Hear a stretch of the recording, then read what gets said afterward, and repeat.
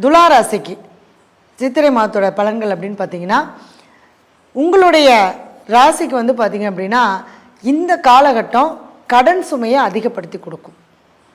உடல் சோர்வை கண்டிப்பாக கொடுக்கும்.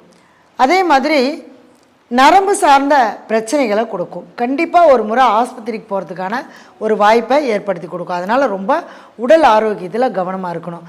அதே மாதிரி கடன் வாங்கினீங்க அப்படின்னா, அந்த கடனுக்கு வட்டிக்கு வட்டி கட்டி கடனை கட்டவே முடியாத ஒரு சூழ்நிலை ஏற்படும். ஏன்னா நம்ம ஒரு சிலர் வந்து ஈஸியாக கடன் வாங்கி, ஏன்னா கடன் கேட்டால் கிடச்சிரும்.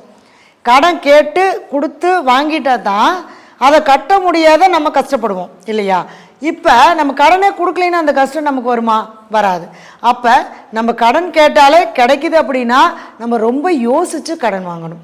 அதே மாதிரி வந்து பார்த்திங்க அப்படின்னா, கடன் மட்டும் இல்லைங்க, வேலையிலையும் கொஞ்சம் நெருக்கடியை கொடுக்கக்கூடிய ஒரு காலகட்டமாக இருக்குது.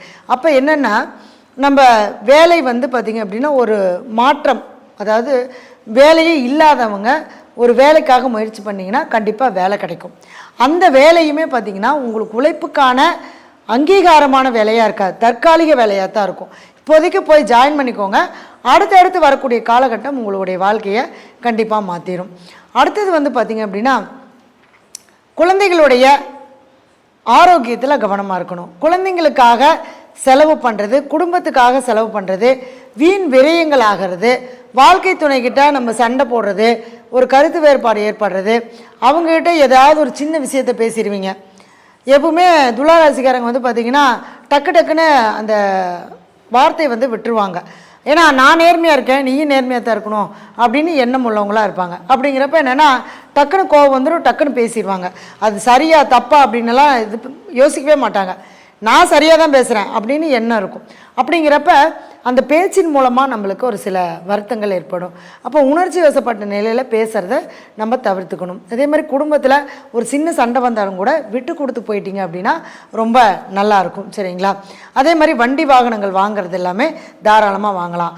வீடு கட்டுறது, வீடு வாங்கிறது, இது எல்லாமே ஒரு கடன் வாங்கி வாங்கினீங்கன்னா கண்டிப்பாக அது சுப செலவுக்கான ஒரு கடனாக போயிடும். இல்லை அப்படின்னா தேவையில்லாமல் ஆஸ்பத்திரி செலவுக்காக கடன் வாங்குற மாதிரி ஒரு சூழ்நிலையை கொடுக்கும். அதனால் நம்ம முதல்ல தெரிஞ்சுக்கிட்டோன்னா கடன் வாங்கி நம்ம வச்சுக்கலாம். சரிங்களா? அடுத்தது வந்து பார்த்திங்க அப்படின்னா, நண்பர்கள், வாழ்க்கை துணை, இவங்க மூலமாக உங்களுக்கு ஒரு நல்ல லாபம் கிடைக்கும். அவன் பணம் பொருளாதார விஷயத்தில் கொஞ்சம் அவங்க மூலமாக நமக்கு ஒரு தொழில் அமையிறது, ஒரு வருமானங்கள் வர்றது, இந்த மாதிரியான விஷயங்கள் எல்லாமே வரும். அடுத்தது வந்து பார்த்திங்க அப்படின்னா, ஒரு நல்ல ஒரு தொழிலில் ஒரு புகழடைகிற மாதிரியான ஒரு சூழ்நிலையை இந்த காலகட்டம் கொடுக்கும். அதனால் வந்து நம்ம அந்த தொழிலில் சிறப்பாக செஞ்சீங்க அப்படின்னா ரொம்ப சூப்பராக இருக்கும். சரிங்களா? இப்போ நீங்கள் வழிபட வேண்டிய விஷயம் என்ன அப்படின்னு பார்த்தீங்கன்னா, குரு பகவானுடைய வழிபாடு தான் கண்டிப்பாக தேவை. அப்போ என்னென்னா, உங்களுடைய மனசை சரிப்படுத்துறதுக்கு வியாழக்கிழமை குரு பகவானுக்கு ஒரு தீபம் போட்டு அர்ச்சனை பண்ணி சாமி கும்பிட்டுட்டு சுண்டல் நான் வேக வச்சு அதை ஒரு 10 பேர்த்துக்கு தானமாக கொடுத்துட்டு வந்தீங்க அப்படின்னா கண்டிப்பாக உங்களுடைய வாழ்க்கையில் ஒரு நல்ல முன்னேற்றம் கிடைக்கும். சரிங்களா?